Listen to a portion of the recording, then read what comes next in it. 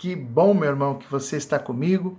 Nós estamos chegando na nossa última aula, uma aula rápida, uma aula de revisão. Queremos trazer aí alguns pontos importantes para você gravar. Então vamos ser bem objetivos, mas antes vamos orar. Querido Deus, obrigado por este momento que o Senhor nos proporciona.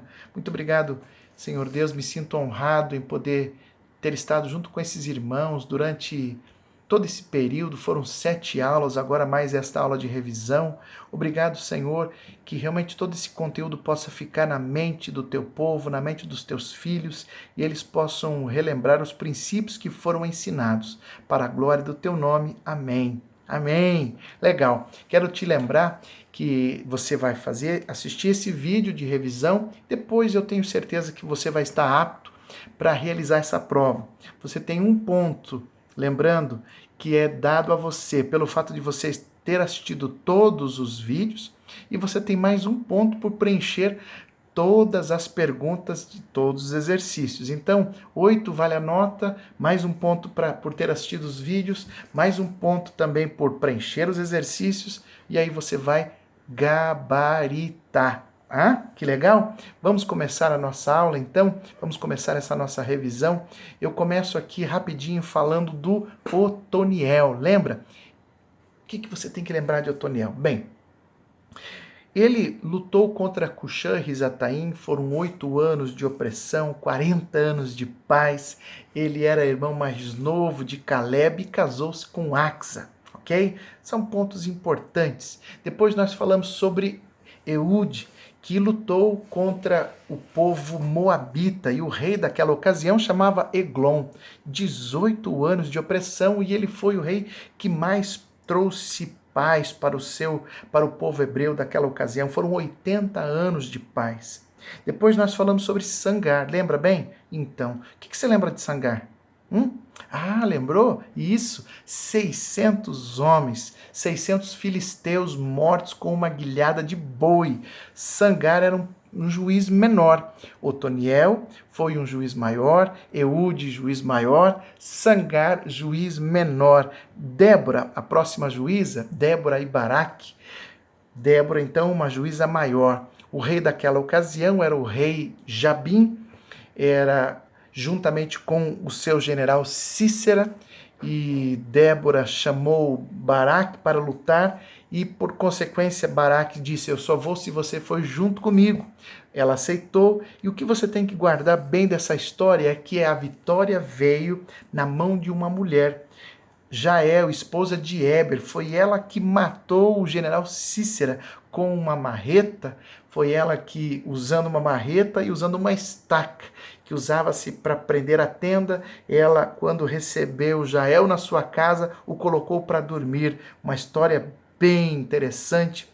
Lá nós vamos estudar no capítulo 4, no capítulo 5, capítulo 4 narra-se a história, no capítulo 5 nós temos uma poesia ou um cântico de Débora.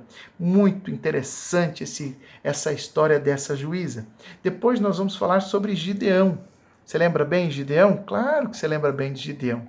Gideão tem uma história que, quando nós falamos dele, você vai lembrar que o Senhor é contigo, varão valoroso. Esta foi a frase do anjo que apareceu para Gideão quando ele estava na árvore em Ofra, a árvore do seu pai, e Joás. E aí o que acontece sobre essa situação?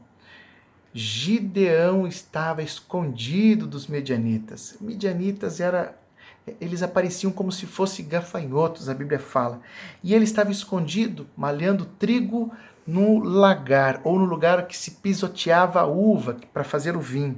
Justamente porque é onde os medianitas tinham conhecimento, eles devoravam tudo, levavam tudo, matavam os animais, acabavam com a população. Não era fácil. Então guarde bem isso. Depois de falar um pouco sobre o início da vida de Gideão, Gideão teve que primeiro resolver um problema familiar, teve que destruir todos os altares dos deuses pagãos da sua família para depois atender o chamado de Deus. É interessante destacar que de todos os soldados que haviam sido requisitados e que se dispuseram a combater os midianitas naquela ocasião, apenas 300. Deus destacou apenas 300 homens e com eles a vitória veio. Que coisa mais linda, né? Coisa impressionante. Falamos de Tolá, falamos de Jair, mas desses são juízes pequenos ou juízes menores e que a gente não vai entrar muito no detalhe. Mas falamos sobre Jefté, esse sim um juiz maior que combateu mais uma vez os filisteus. Veja que os filisteus estavam em todas. E era uma combinação de filisteus com amonitas. Foram 18 anos de opressão e 6 anos de paz. Mas o que mais nós destacamos acerca dessa história de Jefté é que Jefté fez uma promessa daquelas assim bem absurda, né? Dizendo que o primeiro que saísse da sua casa para recebê-lo, quando ele chegasse, trazendo a vitória nas suas mãos, ele ofereceria em sacrifício. E quem sai, sai a sua filha. Que momento difícil, né? Então essa é a história difícil que nós contamos sobre este juiz, que é mencionado lá no Hall da Fama, que traz lá no livro de Hebreus, no capítulo 11. Trazemos lá, você vai encontrar todos os heróis da fé relacionados um a um, e Jefté é mencionado também num destes versículos importantes. Depois de Jefté, nós vamos falar de Sansão, né? Ah, Sansão, coração doce. 3 mulheres passaram pela vida de Sansão. Sansão era nazireu. Nazireu era uma condição de pessoas separadas para servir a Deus. E havia uma série de restrições, e uma delas era de não passar navalha sobre a sua cabeça. Ele não poderia cortar o seu cabelo. Nós falamos que o nazireado ele poderia acontecer de forma espontânea, ou seja, Deus já havia previamente determinado, que foi o caso do próprio Sansão, ou por indicação. Foi o caso de Samuel, que foi levado ao templo pela sua mãe Ana para servir a Deus, né? E teve o fato do primeiro relacionamento que ele teve com uma mulher da cidade de Timna, que não deu nada certo. Você vai lembrar das raposinhas, né? Daquele vídeo rapidinho que nós passamos das raposinhas. Depois você vai lembrar da prostituta de Gaza, que quando ele se deu por conta, os filisteus estavam ali para matá-lo, a população se revoltou contra ele, ele arranca a porta nas costas e leva para o alto do monte para mostrar que Deus estava com ele. E depois nós temos ela.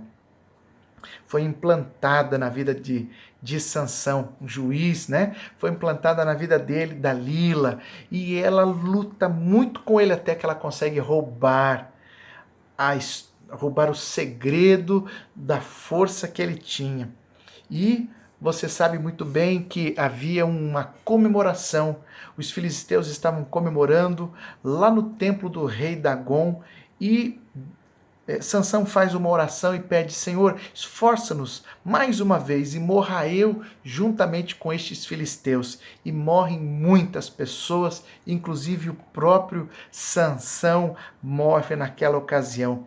Depois disso, nós falamos sobre capítulo 17, 18, 19, 20 e 21, que foram anexos, né? Basicamente, nós não tínhamos mais aquela situação em que nós já havíamos dito, em que o povo estava numa situação de apostasia, aí então Deus permitia um rei para oprimir o povo, aí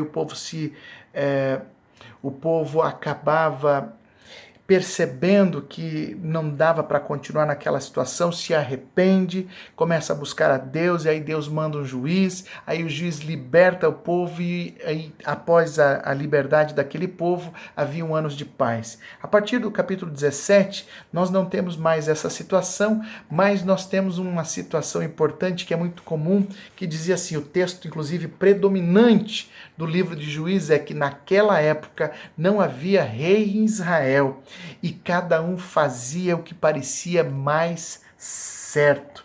Esse é o texto que nós vamos encontrar basicamente em todos os momentos, né?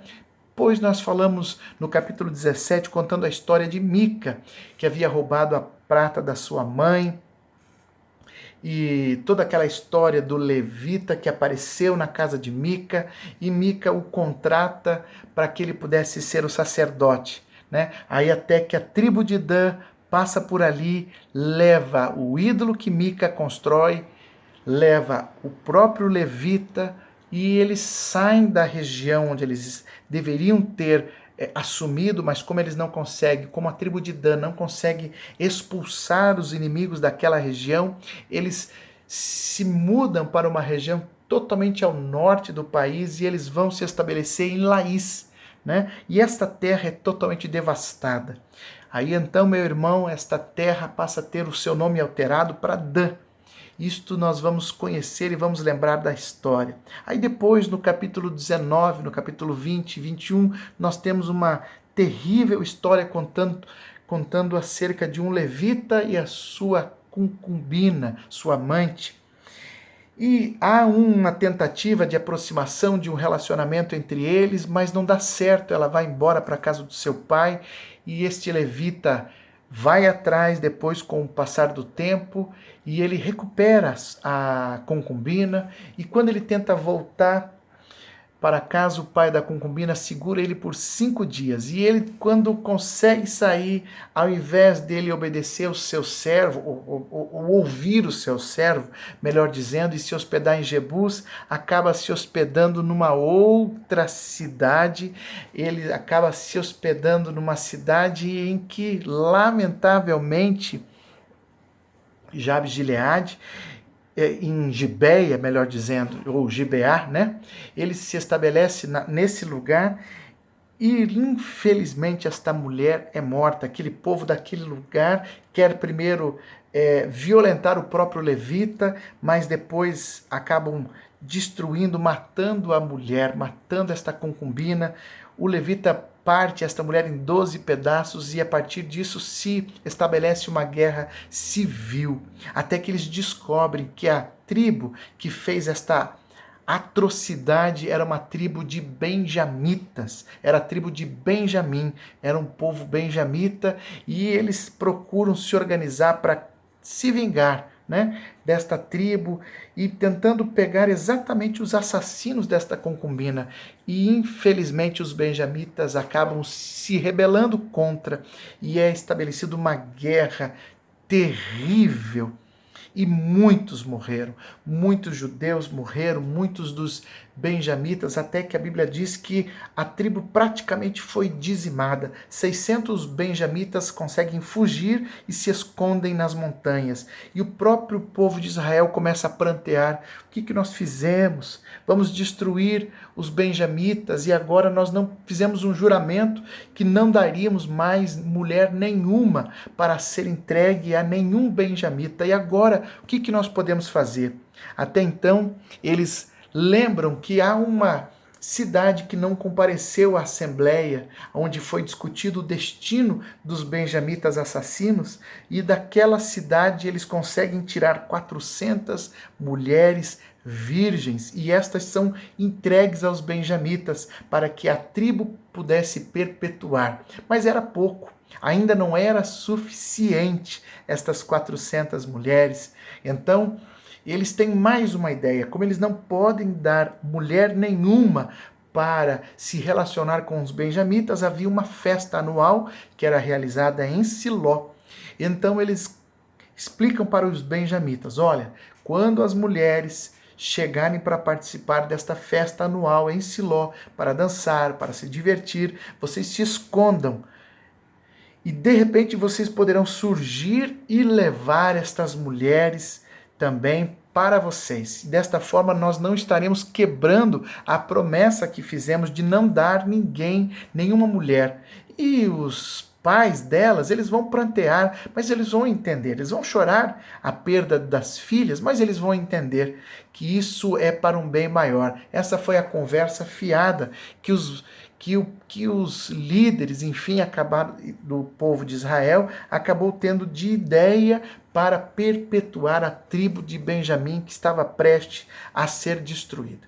Bem, eu aqui fiz um aplanado, uma visão geral de toda a história de Juízes dentro de 14 minutos, quase 15 minutos. Deus abençoe a sua vida, que você possa ir bem e que você possa ter um bom proveito. Vamos orar de todo esse conteúdo e pôr em prática todos os princípios conforme nós já falamos. Vamos orar. Querido Deus, obrigado pela vida dos nossos irmãos. Que as tuas bênçãos, Pai, estejam sendo derramadas sobre a vida de cada irmão, sobre a vida de cada aluno deste CENIB. Em nome de Jesus, nós oramos e agradecemos. Amém. Deus abençoe a sua vida.